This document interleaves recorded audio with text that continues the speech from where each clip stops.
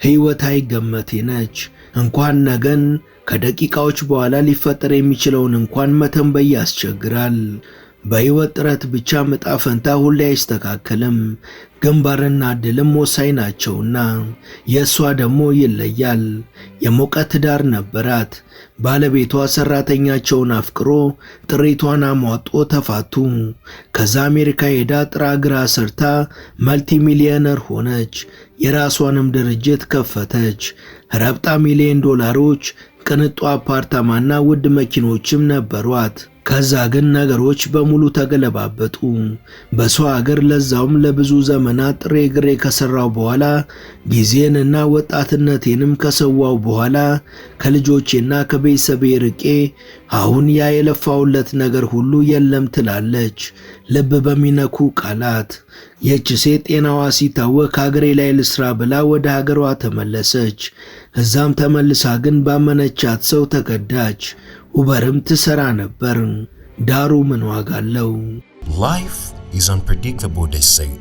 We all love hearing stories about people who began with a very little and climbed up to be really rich. But how often do we think about the opposite?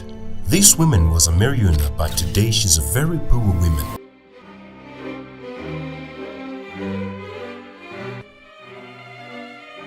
ሰላም ጤና ይስጥልን ውድ የቻናላችን ቤተሰቦች፣ በዛሬው መሰናዷችን ከመልቲ ሚሊዮነርነት ወደ ጥልቅ ድህነት፣ ከአሜሪካ ምቾት ወደ አፍሪካ ውስጥ ልመና ነገሮች ስለተቀያየሩባት እንስት እናወጋችኋለን።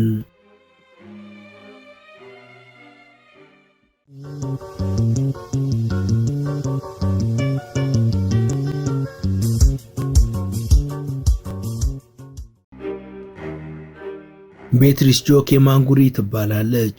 ተወልዳ ያደገችው ኢምቡ በምትሰኝ የኬንያ ግዛት ነው። የመጀመሪያ ደረጃ ትምህርቷንም የተከታተለችው በዚሁ ግዛት ነበር። የኮሌጅ ትምህርቷን ለመቀጠል ወደ ናይሮቢ ያቀናች ሲሆን ትምህርቷንም ካጠናቀቀች በኋላ በዛው በናይሮቢ ቆይታ ሮያል ኮመንዌልዝ ሶሳይቲ በተባለ ግብረ ሰናይ ድርጅት ውስጥ ተቀጥራ ስራ ጀምራለች። ግብረ ሰናይ ድርጅቱ አይነ ስውራን ላይ አተኩሮ የሚሰራ ሲሆን ቤትሪስ በናይሮቢ ስራ ላይ ያለች ከአንድ ሰው ጋር ቤተ እምነት ውስጥ ተዋውቃ የፍቅር ግንኙነት ይጀምራሉ። የፍቅር ግንኙነቱን በጥሩ ሁኔታ ቀጥሎ በኋላም ትዳር ለመመስረትና ደስተኛ የትዳር ህይወትም ለማሳለፍ በቅተዋል። ደሞም ትዳራቸው በልጅ ተባርኮላቸው አንድ ወንድና አንድ ሴት ልጅ ወልደዋል። ቤተሰባቸውን በምቾት ለማኖርም ቤትሪስ በምትሰራበት የግብረ ሰናይ ድርጅት ውስጥ ተቀጥራ መስራቷን እንድትቀጥል ባለቤቷ ደግሞ እሷ ከመስሪያ ቤቷ ብድር ተበድራለት በገንዘቡ የቤተሰብ ቢዝነስ ሊጀምሩ ያቅዳሉ።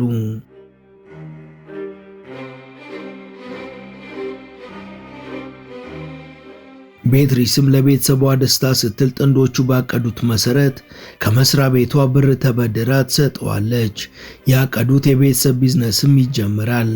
ነገር ግን ሁሉም ከዚህ ቀድሞ እንደነበረው በመልካም ሁኔታ አልተጓዘም።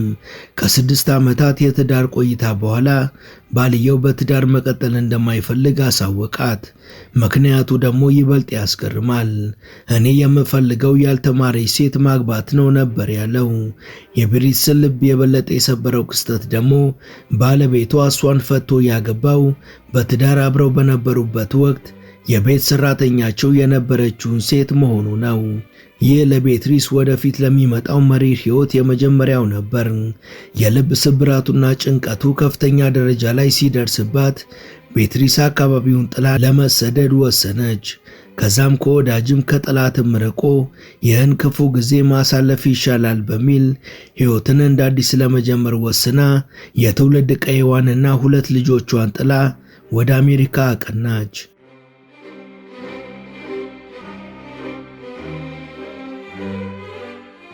ቤትሪስ ወደ አሜሪካ ስታቀና በጆርጂያ ግዛት ውስጥ በምትገኘው ማሬታ በተሰኘች ቦታ ነበር ያረፈችው። ሁሉም ልብ እንደሚለው ኑሮ በአሜሪካ ቀላል አይደለም። የተደላደለ ኑሮ ለመኖር እንደ ባሪያ መስራት ግድ ይላል። ጠንክሮ ሌት ተቀን ለማይሰራ አሜሪካ ቦታ የላትም። ቤትሪስ ደግሞ ድርብ ኃላፊነት ነው ያለባት። የመጀመሪያው ለሷ አዲስ የሆነው የአሜሪካ ሲስተምን ተላምዶ ለራስ የሚሆን ገቢን ማግኘት ሲሆን ሁለተኛው ደግሞ ሁለት ልጆቿን ኬንያ ጥላ እንደመሄዷ ከራሱ አልፎ ለነሱ የሚላክ ገንዘብን ማግኘት ነበር። ይህን ሁሉ ለማሳካት ታዲያ ሌት ተቀን መስራት ጀመረች። ድሮም ኬንያ ያለች በጠንካራ ሰራተኝነቷ የምትታወቀው ቤትሪስ በአሜሪካም ሰርቶ ገንዘብ ማግኘቱ ያን ያህል አልከበዳትም። ሕይወቷ መስተካከል፣ ፈገግታዋ መመለስ ጀመረ። ቤትሪስ በአሜሪካ ተቀጥሮ መስራት ብቻውን በቂ እንደማይሆንላትም ተረድታለች። እናም የራሷን ቢዝነስ ጀመረች። ስራው ምግብ አዘጋጅቶ መሸጥ ሲሆን ድርጅቷንም ኒው ላይት ኬተሪንግ ብላ ሰየመችው።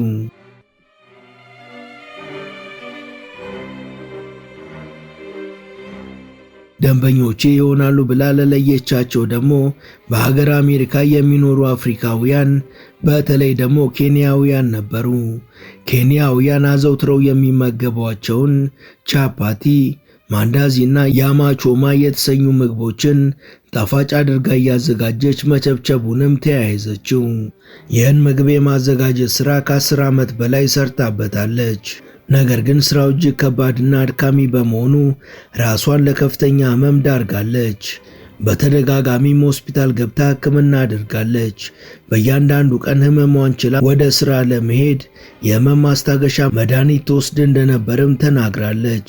መጥፎ ዕድሌ ከኬንያ እስከ አሜሪካ የሚከተለኝ ለምንድን ነው በሚል ከፍተኛ የልብ ስብራት ውስጥም ገብታ ነበር። ቤትሪስ በሀገር አሜሪካ ጤና ማጣቷ ፈተናት እንጂ ከገንዘብ አንጻር ግን እጅግ ስኬታማ ነበረች። የራሷ አፓርታማ ነበራት። 2 ጥሩ ይዞታ ያላቸው መኪኖችንም ገዝታ ነበር። ነገር ግን ከፍተኛ የህመም ስቃይ ውስጥ ስትገባ አሜሪካንን ትታ ወደ ሀገሯ ኬንያ ለመመለስ ወሰነች። ውድ የመሿለኪያ ቤተሰቦች ይህን ዘገባ እዚህ ድረስ ከተከታተላችሁት ቻናሉ የበለጠ እንዲያድግ አንድ ጊዜ ሰብስክራይብ እንድታደርጉ አስታውሰን ተረካችንን እንቀጥል። ካፈራችው በርካታ ንብረት ውስጥ የተወሰኑትን ብቻ ይዛ በአይሮፕላን ጭናም ጉዞ ወደ አገር ቤት ትጀምራለች። ኬንያ ስትደርስ ከአይሮፕላን ይዛ የወረደችው 2 ሻንጣዎችን ብቻ ነበር። በህመም እየተሰቃየው ጉልበቴንና ወጣትነቴን የገበርኩለትን ሀብትና ንብረቴን ሁሉ አጥቼ በባዶ እጄ የተመለስኩ ስትልም ልብ በሚነካ ቃላት ከባድ የስቃይ ህይወቷን ለመጋራት ቤቷ ድረስ ለተጓዙ ጋዜጠኞች ትናገራለች። After working so hard in that foreign land, given all my energy, given all my time, having stayed away from my children, but I lost everything. I did. Life is unpredictable, they said. We all love hearing stories about people who began with a very little. በሰው ሀገር ለዛውም ለብዙ ዘመናት ጥሬ ግሬ ከሰራው በኋላ ጊዜንና ወጣትነቴንም ከሰዋው በኋላ ከልጆቼና ቤተሰቤ ርቄ ብዙ ዋጋ ከፍዬ አሁን የለፋሁበት ነገር ሁሉ የለም። ሁሉም ልፋቴ ከንቱ ሆኗል።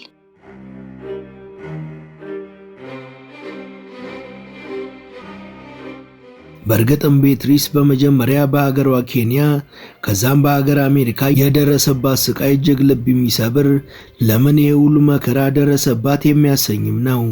ከጅምሩ ከመንደሯ ወጣ ናይሮቢ በመማር ከዛም ስራ ተቀጥራ ትዳር እስከ መመስረት ትዳሩም አልሰምር ሲል ህይወትን አሜሪካ ሀገር እንደገና ጀምራ ስኬታማ የቢዝነስ ሰው የነበረችው ቤትሪስ አሁን ምንም እጇ ላይ የለም። ያን ሁሉ ደክሜ ያን ሁሉ ነገር ገብሬ እንዴት እዚህ ተገኘው የሚለው እንቆቅልሽ ይሆንባታል። መጥፎ ዕድሏ ግን በዚያ ያበቃም። የሚገርመው ግን ያ ሁሉ መጥፎ ነገር እየተከሰተባትም ተስፋ መቁረጥን ፈጽሞ አታውቅም። ኬንያ ከተመለሰች በኋላም አንድ ውጤታማ የቢዝነስ ሐሳብ ነድፋ እሷ ያላት ገንዘብ ስለማይበቃና ከፍተኛ ካፒታል የሚፈልግ በመሆኑ አቅም ያለው እንዲያግዛ ጥሪ አቅርባ ነበር። በዚህም በእህቷ አማካኝነት አንዲት አብራት ለመስራት የምትፈልግ ሴት እንደተገኘች ይነገራታል።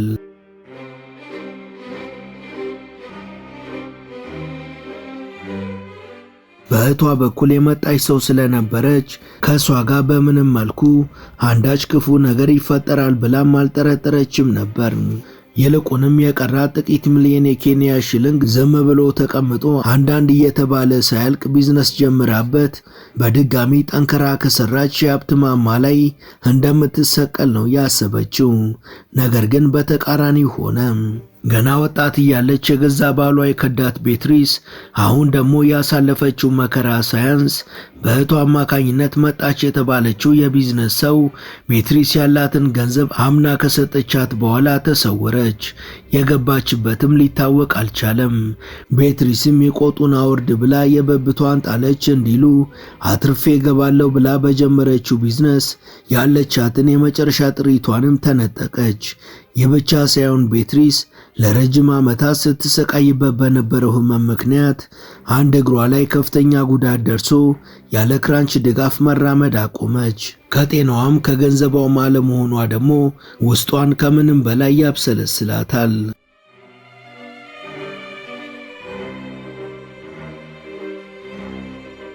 ቤትሪስ ማንጉሬ ለመስማት እንኳን የሚከብድ የሰቀቀን ህይወት አሳልፋ አሁንም ግን ትልቅና ቅን ልብ አላት።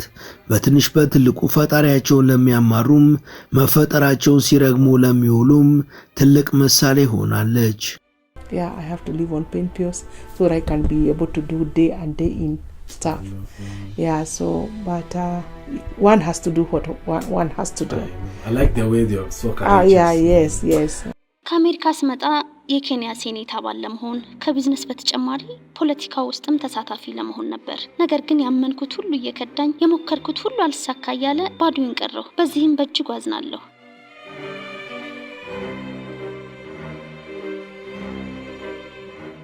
ልብ ብላችሁ አስቡ። አንድ ዘናጭ ቤት፣ መኪናና በርካታ ገንዘብ፣ ለዛውም በአገር አሜሪካ የነበራት ሴት ያን ሁሉ አታጅግ የወረደ ኑሮ ስትኖር ሊሰማት የሚችለውን ከባድ ስሜት። ይህን ህመም ለመረዳት የግድ በሷ ጫማ መቆምም አይጠበቅም። ያቺ አምባሳደር የምትመስለዋ ባለደም ግባቷ ኬንያዊት አሁን ተጎሳቁላና ህመምተኛ ሆና ሲያዩዋት አለው ማለት ከንቱ ያሰኛል። በብዙ ተፈትና ያለፈችው ቤትሪስ ዓለም ክፎች የበዙባት ብትሆንም ደሞም ጥቂት ልበቀናዎች አሉና ቢያንስ ሰርታ የዕለት እንጀራ የምታገኝበት እድል ተፈጥሮላታል። በሀገር አሜሪካ ከአንድም ሁለት መኪና የነበራት ሴት በኬንያ የምትልሰው የምትቀምሰው ማጣቷን የተመለከተ አንድ ሰው በናይሮቢ የታክሲ ቢዝነስ እንድትሰራ ይጠቁማታል።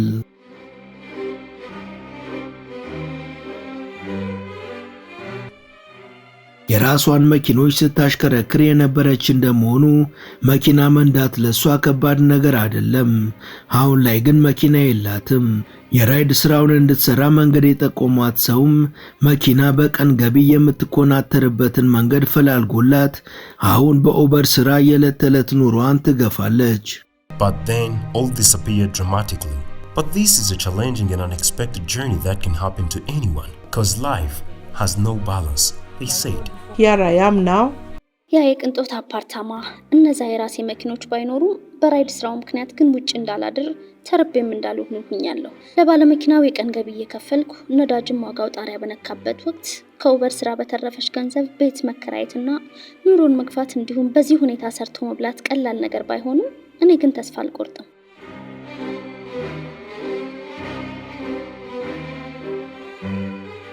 በስራው የዕለት ጉርስ ከማግኘት በዘለለ አሁን ላይ እግሯ ላይ በደረሰባት ጉዳት ያለ ክራንች መንቀሳቀስ ስለማትችል በኡበር ስራው ምክንያት ያገኘችው መኪና እንደ ልብ ለመንቀሳቀስም እድል ፈጥሮላት ነበር። ቤትሪስ አሁን ላይ ብዙ የጤና ችግሮች ቢኖሩባትም ከዕለት ጉርስ የሚተርፍ ገንዘብ ስለሌላት አስፈላጊውን ሕክምና ማድረግም አልቻለችም። ከእግሯ ጉዳት በተጨማሪ ገና ወጣት እያለች ጉዳት ደርሶባት የነበረው አንድ አይኗ አሁን ላይ ከፍተኛ ህመም እየፈጠረባት እንደሆነም ትናገራለች።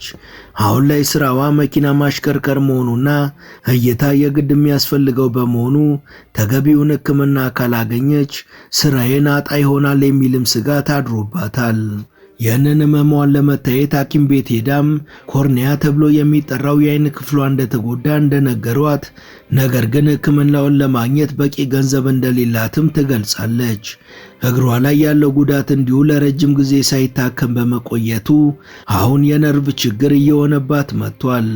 የቀድሞዋ ሚሊዮነር አሜሪካ ሳሞሳና ቻፓቲ ሰርቼ ያበሏችሁ ጥረቴንና ልፋቴን የምታውቁ የሀገሬ ልጆችና መላው የዓለም ሕዝብ በሙሉ የምታከምበትንና እንደ ልብ ሰርቼ የምገባበት ሁኔታ እንዲፈጠር አሳክሙኝ፣ ወደ ጤንነቴም እንድመለስ አግዙኝ ስትል ትማጸናለች።